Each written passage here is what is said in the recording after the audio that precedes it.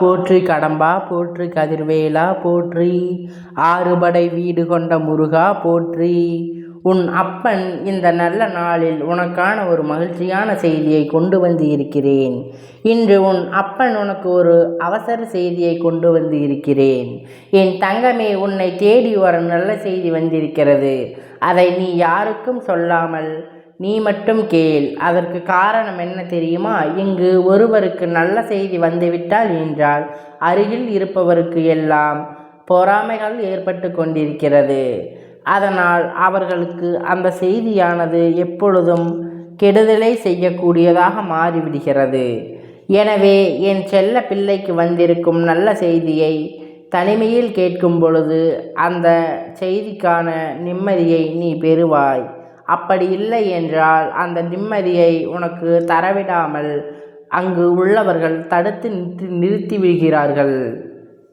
குழந்தையே, நீ சில நாளாக பல கஷ்டங்களில் இருந்து கொண்டு இருக்கிறாய். என் குழந்தையே, நீ வேலை இல்லாமல் தவித்து கொண்டு இருக்கிறாய். என் குழந்தையை பொறுத்ததும் பொறுத்தாய். இன்னும் சில காலம்தான். நீ பொறுமையாக இருந்துவிட்டால் தாமதங்கள் எல்லாம் உன் வாழ்க்கையில் நல்ல தரமான விஷயங்களை கொண்டு வந்து உன் கண்முன் நிறுத்தும் என்பதை மறந்து விடாதே.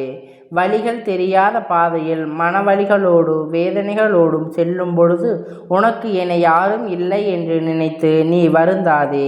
எப்பேற்பட்ட கஷ்டத்திலும் நீ முருகா என்று ஒரு நாளும் உன்னை கைவிட மாட்டேன். எப்போதும் உன் அருகே இருப்பேன். நீ என்னை அழைக்கும் பொழுது நான் உன்னோடே எப்பொழுதும் இருந்து கொண்டே இருக்கிறேன். என் குழந்தையே, நீ மறந்து விடாதே. இன்பம் துன்பம் இரண்டும் கலந்ததுதான் வாழ்க்கை. இன்பத்தையும் மகிழ்ச்சியோடு ஏற்றுக்கொள். என் பிள்ளையே, துன்பங்களை எல்லாம் துணிவோடு எதிர்த்து நின்று வெற்றியை காட்டு.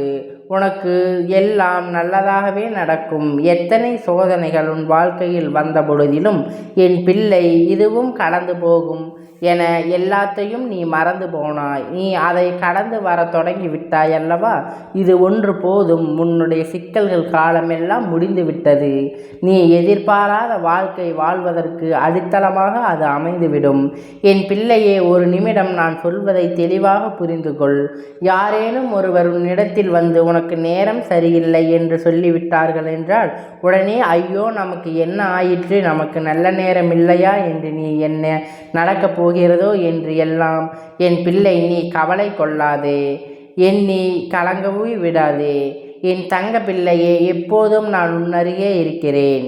நான் இருக்கும் பொழுது உனக்கு எந்த தீங்கும் நான் நெருங்க விடமாட்டேன். என் தங்கமே, அதனை கண்டு கொள்ளாமல் நீ உன் அப்பன் என்னுடைய போக்கில் அதை விட்டுவிடு. நீ உன் வாழ்க்கையை கவனித்து தொடங்கு. ஏனென்றால் உன் நேரத்தை உணவுக்கு அவர்கள் எப்பொழுதும் இழக்கவே செய்கிறார்கள். அப்படி கஷ்டங்கள் துன்பங்கள் வரும் பொழுது உன்னுடைய நேரமானது உன்னை விட்டு விரைவில் ஓடிக்கொண்டு இருக்கிறது. அதை உனக்கு நல்லதாக வெற்றியாக உள்ளதாகவும் நான் மாற்றி தருகிறேன். உன்னுடைய எதிர்கால வாழ்க்கை, உன்னுடைய ஆசை எல்லாம் உனக்கு நிறைவேற்றி கொடுப்பேன். உன் அப்பன் நான் நிச்சயமாக எங்கும் உனக்கு நல்லதாகவே இருப்பேன். நல்லதை மட்டுமே செய்து தருவேன் என்பதை நீ மறந்து விடாதே. என் பிள்ளையே, உனக்கு எது நல்லது எது கெட்டது உன்னை விட எனக்கு நன்றாக தெரியும். நீ வேண்டாம் என்று எண்ணிவிட்டால் அதை நான் உனக்கு தரவும் மாட்டேன். நீ வேண்டும் என்று கேட்டாலும் அதை நான் உனக்கு அது சரியானதா, அது என் குழந்தைக்கு நிலைக்கக்கூடியதா, அது உனக்கு கஷ்டங்களை தரக்கூடியதா நன்மைகளை தரக்கூடியதா என்று நான் பலமுறை யோசனை செய்து அதன் பிறகே அதை நான் உன் கையில் ஒப்படைக்கிறேன். இரவு நேரங்கள் ஆகும் பொழுது அனைத்து உறவுகளும் இருக்கும், யாரும் இல்லாதது போன்று ஒரு உணர்வு ஏற்படுகிறது. அந்த நேரத்தில் என் பிள்ளை நீ கவலைப்பட்டு கொண்டு இருக்கிறாய். என் தங்கமே, மன அழுத்தம் எப்பொழுதும் முன்னைத்தான் சுற்றி கொண்டே இருக்கிறது. ஏனென்றால் அது அப்பன் ஒரு நாளும் மறக்க முடியாது. இந்த அப்பன் அன்பு மனது எப்பொழுதும் உன்னை மட்டும்தான் சுற்றி சுற்றி வந்து கொண்டு இருக்கிறது. நீ கண் கலங்கி நிற்கும் பொழுது எனக்கு மிகவும் சங்கடங்களை ஏற்படுத்தி கொண்டு இருக்கிறாய். உன்னோடு இருப்பவன் இந்த காவல் தெய்வம் என்பதை நீ மறந்துவிடாதே. நான் உனக்காக எப்பொழுதும் காவலாக இருந்து கொண்டே இருக்கிறேன். உனக்கு நண்பனாக, ஒரு குடும்ப உறுப்பினராகவும் உன் கூட இருந்து கொண்டே இருக்கிறேன். உன் தாயாக, தந்தையாக உன்னை நான் வழிநடத்தி கொண்டே இருக்கிறேன். என் குழந்தையே, உன் வாழ்க்கையில் நீ தனியாக போராடி கொண்டு இருக்கிறாய் அல்லவா? உனக்கு வெற்றி கிடைக்குமா என்ற சந்தேகம் உனக்குள் இருக்கிறது என்றால் நான் சொல்வதை கேட்டு அதை நீ திருத்திக்கொள். நீ தனியாக போராடி கொண்டிருப்பதை உனக்கு கிடைத்த முதல் வெற்றிதான். எத்தனை எதிரிகள் உன்னை சூழ்ந்து நின்றாலும் மனதால் ஒரு முறை இந்த அப்பனை நீ அழைத்தால் போதுமல்லவா? நான் எப்படி எதிரிகளை தும்சம் செய்கிறேன் என்று அது உன் கண்முன்னே நடந்து தீரும். உன்னை மீட்டு எடுத்து நான் எப்பொழுதும் என் இரு கைகளில் நான் உன்னை பற்றி கொள்வேன். எப்பொழுதும் நான் உனக்கு சர்வ நிச்சயமாக மகிழ்ச்சியை கொடுத்து நீ என்னோடு எப்பொழுதும் நிம்மதியாக, சந்தோஷமாக இருக்குமாறு நான் உன்னை அருளச் செய்வேன். ஒரு நிரந்தரமான மன நிம்மதி அடைவேன். என் பிள்ளையே, மனதில் கோபம் வந்துவிட்டது என்றால் அந்த நேரத்தில் பேசுகின்ற வார்த்தை அதிக கவனம் வேண்டும். ஏனென்றால் அப்பொழுது நீ பேசும் வார்த்தைகள் உனக்கு தவறுதலான வார்த்தைகளாகவே தோன்றும். உனக்கு நல்ல செய்தி கூட அப்பொழுது கெட்ட செய்தியாக மாறும். எனவே கோபம் வரும்பொழுது உன்னுடைய வாயை நீ அடக்கி வைத்து கொள்ள வேண்டும். நீ அதை பூட்டு போட்டு வைத்து கொள்ள வேண்டும். ஏனென்றால் உன் வாயே உனக்கு வினையாக வந்து முடிந்துவிடும். எப்பொழுதும் பகல் இரவு மாறி மாறி வரும். உன்னை குறை சொல்கிறார்கள். யாருமே இங்கு உத்தமர்கள் இல்லை. அதை முதலில் நீ நினைவில் வைத்துக்கொள். எப்பொழுதும் உன்னுடைய வாழ்க்கையில் பல கேள்விகளுக்கு உனக்கே விடை கிடைத்தது கிடையாது.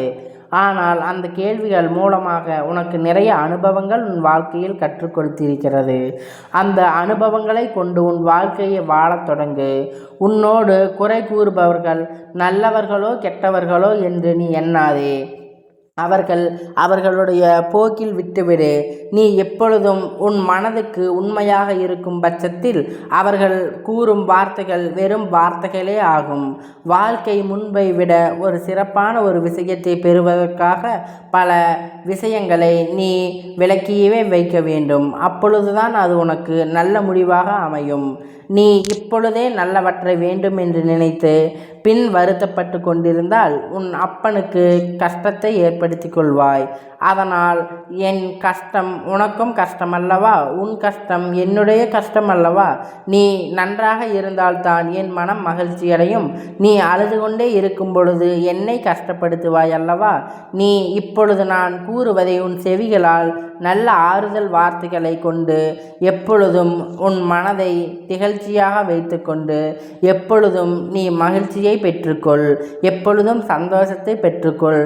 எந்த ஒரு சூழ்நிலையிலும் என் வாழ்க்கை இப்படி ஆயிற்றே என்று நீ வருத்தப்படாதே. ஏனென்றால் இது உன் வாழ்க்கையை மாற்றக்கூடிய தருணமாகும். உன் வாழ்க்கையை மாற்றுவதற்காகத்தான் இந்த அப்பன் ஒரு முடிவை எடுத்துவிட்டேன். உன் வாழ்க்கையை மாற்ற வேண்டும் என்றுதான் இப்பொழுது உனக்கு பல கஷ்டங்களை கொடுத்திருந்தேன். உன் கஷ்டத்தை எல்லாத்தையும் இப்பொழுது தீர்த்து கொண்டு அதற்கான பலனை கொடுக்கப் போகிறேன். ஏனென்றால் பல கஷ்டங்களில் இருந்து உன்னை யார் ஒருவர் பல கஷ்டத்தை தாங்கி அதிலிருந்து மீண்டு வருகிறார்களோ அவர்களே நல்ல விஷயத்தை பெற்று அதை நல்லபடியாக வாழும் வாழ்க்கையை பெற்றவர்கள். ஏனென்றால் நீ கஷ்டப்படும் பொழுதும் முன்னேறி வரும் பொழுது உனக்கு நல்லது நடக்கும் பொழுது நீ எப்பொழுதும் அதை சரியாக செய்து விடுவாய். அதே உனக்கு அந்த அனுபவம் என்று ஒன்று இல்லை என்றால் உன் வாழ்க்கையை எப்படி வழிநடத்த வேண்டும் என்று உனக்கே தெரியாமல் போய்விடும். எனவே அதற்காகவே இந்த அப்பன் உனக்கான சில துன்பங்களை உனக்கு இத்தனை நாளாக கொடுத்திருந்தேன். இனிமேல் உன் அப்பன் எப்பொழுதும் உன்னை கஷ்டப்படுத்த மாட்டேன்.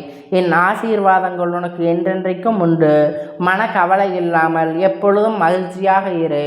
உன் கஷ்டத்தை தீர்க்க நான் வந்து விட்டேன். ஓம் கந்தா போற்றி, கடம்பா போற்றி, கதிர்வேலா போற்றி, ஆறுபடை வீடு கொண்ட முருகா போற்றி.